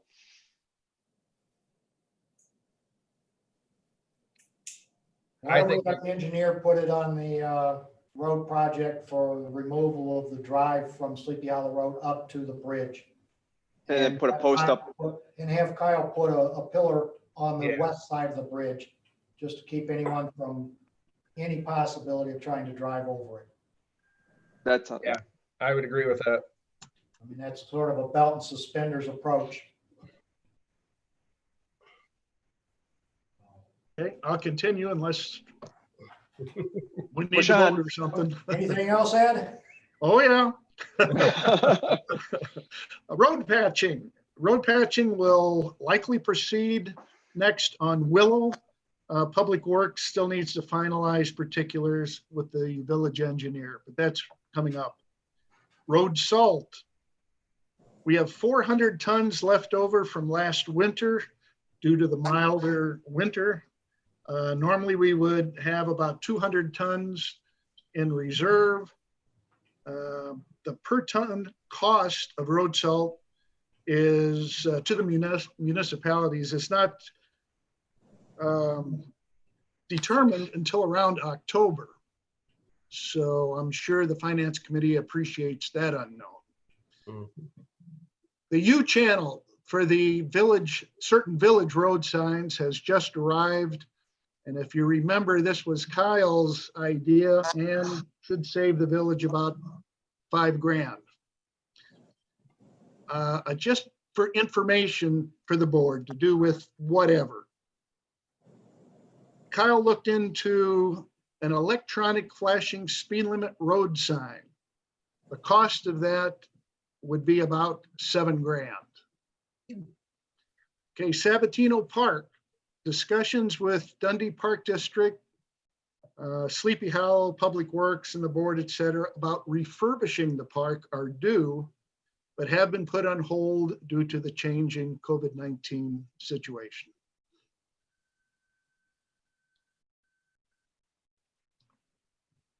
Didn't we decide that we weren't doing anything with Sabatino? Oh, I'm sorry. I apologize. I'm thinking of Saddle Club. Yeah. Sorry. Hey, you know, if the board would permit, I'd like to make a little comment. Prior to this board position, I didn't fully comprehend or fully appreciate what our small two-man public work department does for this village. I don't mean to embarrass you, Kyle, nor did I recognize the expertise that's required of the department, but that has changed. The department clearly spends village tax dollars wisely and efficiently and does so in an extremely tight budget. On the street, when I often hear residents expressing simple thank yous to Kyle and Dylan, it reminds me of why I've remained here as a proud resident here for so long. And I actually moved here when I had dark brown hair. I agree. They do a great job. Thanks, I appreciate it. That's all. Okay. Thank you, Ed.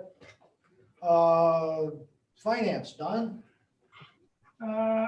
We had a finance committee meeting last week. One of the things we looked at was the union contract and renewal, and the other was our revenue. And just looking at our revenue for the budget, we're estimating it's going to go down 200 grand from last year. I'm still waiting for a roster of employees. The accountant told me that he should have that to me. He got us the benefits, but he said he's going to get the employees this. I saw it this afternoon. Okay, so I haven't seen it. I'll take, did he email it? I'll have to Yes. look for it. So we can finally wrap up the budget. Steve and I and the finance committee looked at most of the other line items last week, and we should be getting that done soon. I'm also working on the ordinance, the appropriations ordinance. Was that discussed? Because I came late today? Yep. Okay. Yep. So that, On the agenda for the next meeting. for the next meeting, but I'll have it, the numbers put together by Thursday. I'll have it probably tomorrow. I'll get it to Steve and we'll be able to post it. Because remember, the appropriation is the legal spending and it's not the budget, so we usually raise it a little bit over the budget, so we don't have to worry about hitting the numbers. So there was talk that could be delayed because of the pandemic, and I said, you know what, why don't we just file it by the end of July and get it done, so we don't have to worry about anything. And that was, we decided about that with the finance committee, agreed also, so that's where I am.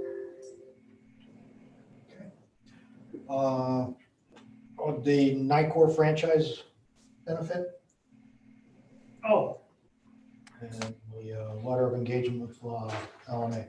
okay. Yeah, you saw in your packet, there was a letter from NICOR that was willing to give us, I believe, some cash or just keep giving us stuff, free gas. And we just said, let's just leave this alone. Let's not even bother changing the agreement. We've been doing this for the last 15 years probably, and it's never been a problem. And there's really no maintenance or no office people having to handle it. So let's just keep, our finance committee recommendation was just leave it as is. Same rules apply and just leave it alone. I just had a question. The unbilled therms available, who gets that gas? The village hall or the village buildings or? Village Hall, Public Works. A big one is the gas generator we have there now. That runs every Tuesday for like an hour, but we did have it run for, I think, 3 days in the winter when there was power outage. But yeah, it's the Public Works and Village Hall. Okay, thank you. Okay, do we have a motion to maintain the franchise benefit as is with NICOR? So move. Second, Harney. Okay, moved by Ziemba, seconded by Harney to maintain the franchise benefit of the unbilled gas therms. Any further comments, questions, or discussion? If we were to change it, is there an estimate on how many dollars it might come our way? They're willing to work on that with us if we were to change it, but they did not work those numbers out. Basically, it's not a heck of a lot of money. would come our way. And it would cause, as the finance committee said, more headaches, because now we've had somebody having to watch the bills and write the checks and send it in for the company. This way, we just turn the heat up or down. And then when we reach 11,894, They call us and tell us we have to pay cash from here on. That did Okay. happen a couple of years ago. Okay, all right, thank you. Okay, there are no further comments or questions regarding the motion. Don? Aye. Ed? Aye. Anthony? Aye. Steve? Aye. Joe? Aye. Okay, I believe I got my numbers right? 5-0. Motion so carries. We will maintain the regular franchise benefit with NICOR as established. Okay, Okay, one other item is, we've got a letter of agreement that we received from the auditors to try to make it a little more official with the accounting support we're getting. To be honest with you, I'm unsure. I think we need to go out and find somebody down the road, but I think we're willing to try this a little longer. I've talked to Steve, though. I think I'm gonna have to request that I get access to our financial accounting systems. I don't have that right now. And there's a lot of this analysis out for the budget I'm waiting for. And it seems to me if I was able to go in, being an accountant for 40 years, I know how to use ledger systems. I should be able to investigate and look up transactions myself. But I think in the short term, we should enter this agreement. And the agreement has a 30-day notice for either side to, if they want to get out of the agreement. So it's not like we're locking ourselves into a year, anything like that. If something happens and we say we need to get out, change, we have 30 days, we give notice 30 days, the agreement's over. recommendation of the finance committee. And the cost is basically what we're paying now for the most part. So, and the finance committee recommended that we enter this for now. Let's see how it goes. So I make a motion that we approve the agreement with Lauterbach and Inman for accounting services for $6,583 per month. Second. Moved and seconded to accept the letter of agreement with Lauterbach and Amman to supply financial assistance in the position of finance director and finance staff level at the amount of $6,583 per month. And one other thing, I'm sorry, Steve, I didn't mention, but there's no benefits, no payroll taxes, anything with this. You know, we're going to save on that. So. Okay, we've got a motion and a second. Any further comments, questions, discussion? Based on the savings of those benefits, I believe that in the past, the director of finance was, I think, $66,000 in salary. Yeah, 66, and benefits are usually about 25% to 28%. All right, so that's another 12 to 18. Okay, thank you. Okay, any other comments or questions? If not, I'll call the vote. Don? Aye. Steve? Aye. Anthony? Aye. Joe? Aye. And Ed? Aye. So carries with 5-0 vote. And that's it for the finance committee, finance director. Okay, thank you, Don. Okay, water and sewer, Joe? And, you know, I wasn't going to say anything, but I just want to tack on to Ed's comment that the same thing as water trustee, you know, not only do we have a two-man public works department, but they're also in charge of all the water. And Kyle is on top of everything all the time, knows, you know, does a great job of not spending money he doesn't have or doesn't need to spend. And the same thing, he never says no. Water main breaks, I don't know why, but it seems like we get a lot of them at you know, Friday afternoon at 2:30 in the afternoon. And I've seen him out there several times working several 12-hour days fixing water main breaks, and he doesn't complain, doesn't. So I just want to thank you and Dylan for the hard work you do for the water and sewer, because, you know, when it's 10 degrees outside and you're down there ankle deep in cold water trying to fix it in mud, it's not a pleasant job. So thank you, Kyle. Thanks, Joe. I appreciate it. So did you say Kyle's in charge of putting the water in all the people's yards? Did I hear you correctly? Yeah. Okay, I just wanted to make sure, okay. Well, you're doing a fine job, Pat. Good work. Seriously. That's all I have. Seriously, good job. Okay. Thank you, Joe. Police and public safety. I don't have anything, but I will yield to the chief. I see there is a note here where we're going to move up a part-time officer. Chief, could you speak to that? Yes, I could. Thank you. Trustee Diatley. I did produce a memo, which I did not put in the pack, and I do apologize. It's this. I did put it in the mayor's mailbox and then a couple other boxes, I believe also in Trustee Ziemba's box. But basically, it's a recommendation to move a part-time officer to a full-time officer. With the resignation of Officer Matthew Kane, the patrol division is short one full-time position since May 15th of 2020. We are requesting the appointment of Anthony Santos as a full-time officer. We've been impressed with Officer Santos's commitment to work with the community and his work ethic. Officer Santos works very well with others, knows the area and the police systems in place. Anthony Santos was offered the full-time officer position. He accepted.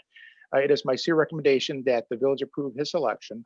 And what I'm also requesting is that he have the third tier in the salary, which would be $50,128. And his bio is also on the memo that will be in the minutes. And again, I do apologize for not including it ahead of time. And we're waiting upon your recommendation. I'd like to make a motion that we approve the moving of part-time officer Anthony Santos to a full-time position with the Village of Sleepy Hollow Police Department at a salary of $50,128 a year. Second. Moved by Atlee, seconded by Ziemba to authorize the movement of Officer Santos from part-time to full-time with a salary of $50,128 per year. Any comments, questions, or discussion? Chief, what's the current salary of a full-time officer? Well, it's a scale. There's 6 steps currently in the expired contract. We're still waiting, obviously, on approval on the next collective bargaining agreement. But there's 6 different steps. So at this 50,000 number, he's at a higher step level, or? Correct. I'm requesting that he goes in at the 3rd step because he does have prior police experience in several different police departments before coming to us. And he was recently in West Dundee, and like I said, knows the systems well. It didn't take us long to train him. He is very well with the community. He works very well also with other officers. What's the difference between step 2 and step 3 in salary? Between step 2 and step 3, it looks like it's about 1,900 maybe. I don't have my calculator in front of me, but it looks like it's about that. On the full-time officers that we have, are many of them in higher steps? Well, we have just 4 officers that would be full-time. Anthony Santos joining the ranks, and he would be at the same salary as Joe Stegman at that 3rd step. Then we have 2 other officers that are full-time. They're at the 6th step because of years of experience with the village that they've been here. One officer since 2003, and then Officer Schwartz, who also comes in at $55,142. So Mr. Officer Santos would be on par with the next full-time officer at step 3.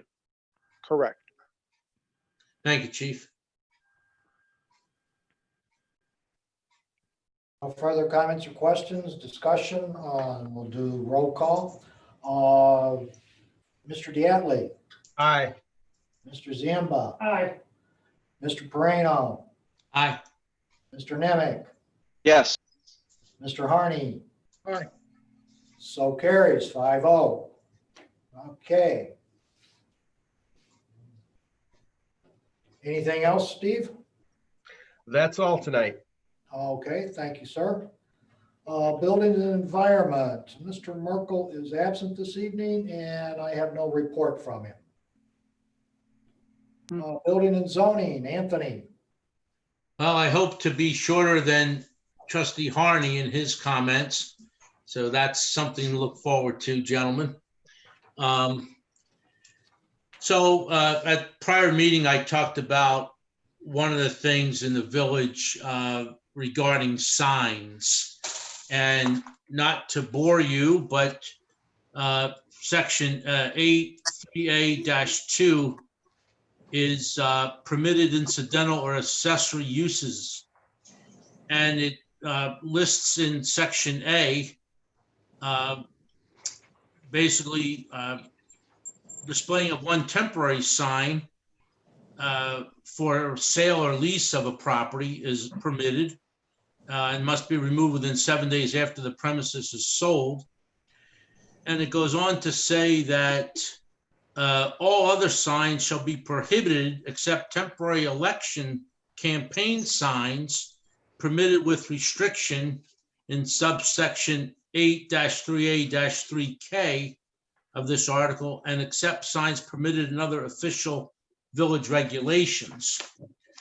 And the reason I cite that is I recognize we've been through COVID and we are proud of our graduates and we are proud of our teachers, and we are proud of putting our names on our lawns. But guys, we have to stop it. It's run its course. I would look to say that we would allow a 2-week notice via village website and post it on the village door that residents must remove all signs that violate this village code 8-3A-2A. I think the residents have had time to promote their graduates and so forth, but it's also gone in another direction. And to quote signs that are out there, I'm not going to quote signs that are out there, but I'm referring to signs that are political in nature or in the current environment that we live in. There is a First Amendment right, but those signs violate a code that is in our code book. So I've also driven around today, and it did not take me very long to drive some of the streets. And just in signs, there's 3 on Crane, there's 2 on Beau Bremel, there's 4 on Winmore, there's 1 on Locust, there's 1 on Gale, there's 1 on Stevens, and they are a combination of both graduation signs, school signs, protest signs, political signs that are not campaign signs. And I think that we need to put something out there officially that gives the residents 2 weeks to remove these from their property. So that's the sign piece of this. I am not going to make a motion to ask the board to create that, but I would hope that with some conversations with the chief and the code enforcer in the next few days, that I would like to see this implemented, as a policy in the village.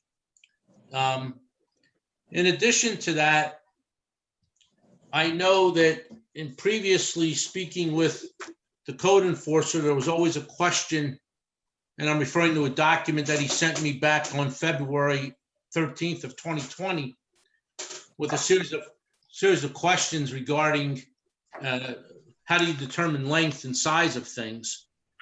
My statement would be this from a building and zoning trustee, and I still struggle with what my responsibility really is as a building and zoning trustee, because I don't get communication from code enforcers. I don't get communication from building departments. I'm kind of out here and attend these meetings every 2 weeks and give my thoughts, and don't hear a boo from anybody in those other departments until the next meeting, if that. So the thing I'd like to state here is this is something I would like to propose, and it may actually turn into a motion here in a moment. My statement is this: if the code enforcer is able to observe a code violation from the street regarding a boat, an RV, a trailer, snowmobile, then I believe he has the legal authority to issue a code violation. Construction material would also be part of that. And here's why I believe that.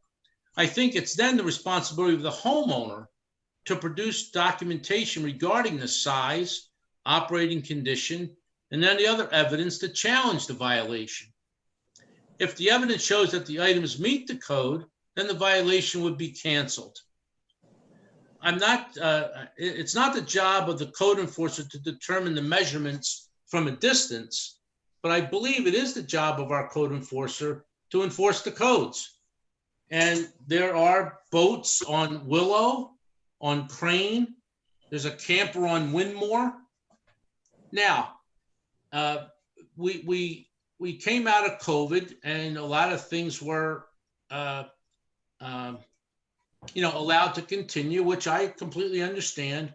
But if we're going to enforce one code at one residence or multiple residents, we have no consistency throughout the village. So, Chief, I'll just kind of ask you, is it best then that I just meet with you and Mr. Fleck to see if we can initiate this code violation enforcement policy that I'm suggesting? Yes, I think that's a very good start to the process. Okay, thank you, Chief. And guys, I know our code violations do not amount to a lot of money, but I think that if we don't take some control over what's happening in the village, I can put a new driveway in, I can put a new roof in, I could put yellow bananas hanging from my trees. Nobody's going to care. And when those individual residences are called out, that's where we have issues. And I hope that we can come to some consensus that we can maintain the integrity of Sleepy Hollow in totality, and not only by the manor or Saddle Club or the other lower part of the village, so that we all should be on the same page. So I'm not saying people don't have a right to have a sign on their lawn. I think we have to establish a timeline, a time limit for when those signs need to be removed. Thank you. That's my report.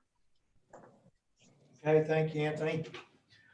Okay. Hey, you were longer than Ed, though, I hate to tell you. I'm sorry, I didn't hear you. I said you were longer than Ed. Yes, you were. I still have brown hair. Ah, yes, you do. Okay, on to old business. Okay, old business. We had a proposal from Mr. Prigge on behalf of Ms. Auer in regards to a guideline for the Pleasure Drive maintenance. I have a question, Mr. President. Yes, Joe. I guess this goes to Mark since it came up earlier. So now, is this an item with the suggested changes to the village code? And I don't have that page in front of me right now. Would this require the public hearing and other to change the zoning on that? Not a zoning regulation, so the answer should be no. They're not, so it would not, it would not, so it's, we wouldn't have to go through the whole process. I think three regulations are, this is Article 6, or Title 6, isn't it? Well, the way it's labeled here is Chapter 10, so I don't know where that fits in or where it would go in the code. So I didn't know, that was. Well, it goes in public ways, and it's proposed to be a new chapter in that Title 6. Zoning is Title 8. Okay, so we're good. Okay, just want to make sure. So So if the board wanted to add this type of regulation, it's basically piggybacks on the tree regulations that are in effect now. So we'd have to look through and see, okay. So there is still some cost associated with this, though. Codify would be the cost.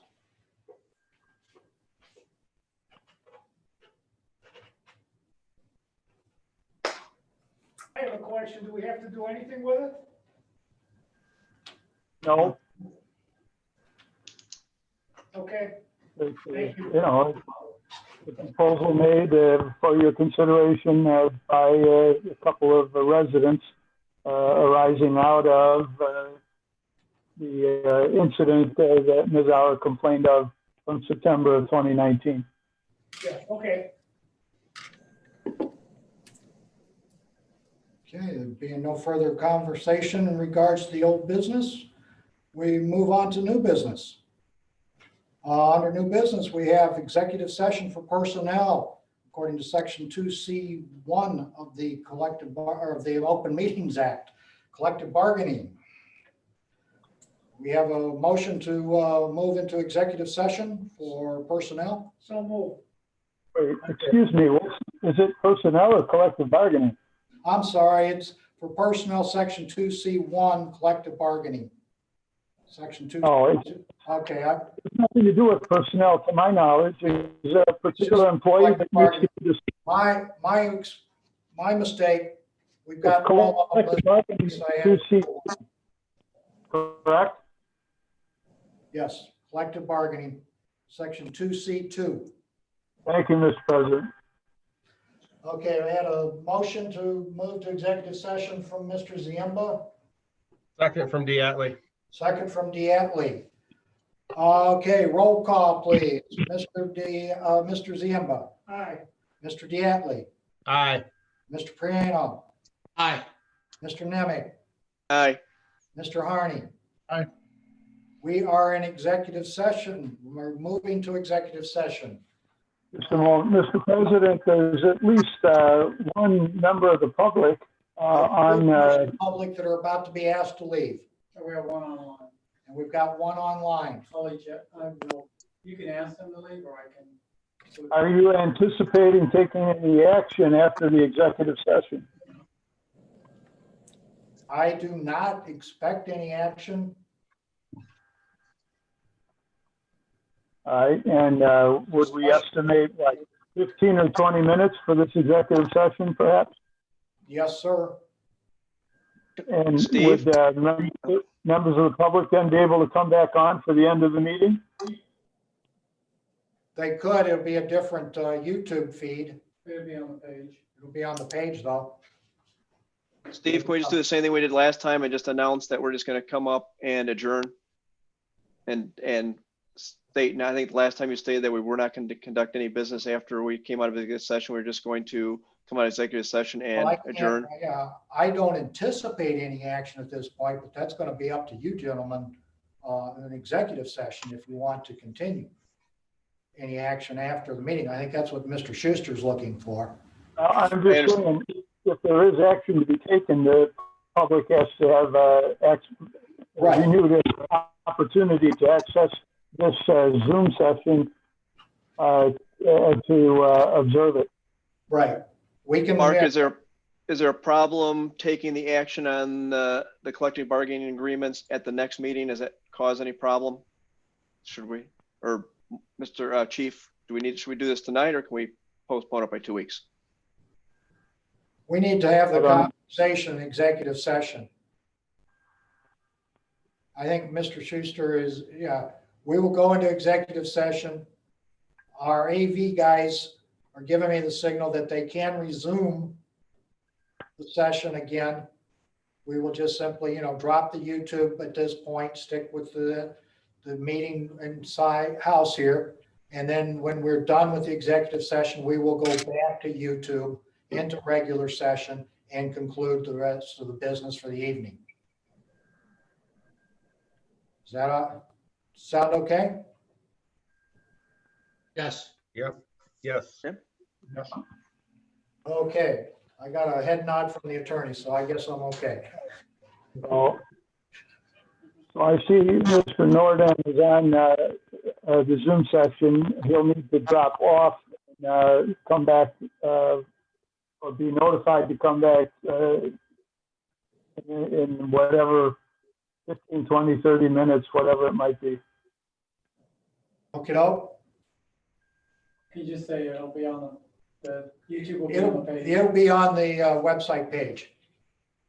It'll have the list of the, yeah, public hearing, this meeting, and then this meeting continued with the return from executive session.